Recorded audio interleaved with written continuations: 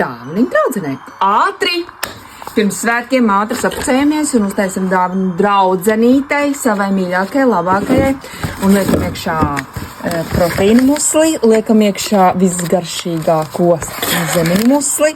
Protams, kad ļoti daudziem garšo arī mango muslis. Un kā jau īstai dāmai, draudzenītei, vismīļākajai, liekam iekšā ar mazā papīrīti. Ķiršu muslītis. Draudzenīte ir ļoti aktīva, viņa ir daudz trenēties. Pēc nodarēs noteikti savas proteīnas. Goji ogas, atkal tā mīlestībai čijā sēklas un šķiedrvielas. Viss, kas vajadzīgs skaistai dāmai. Viss skaistumam un veselībai. Mazliet draudzenei.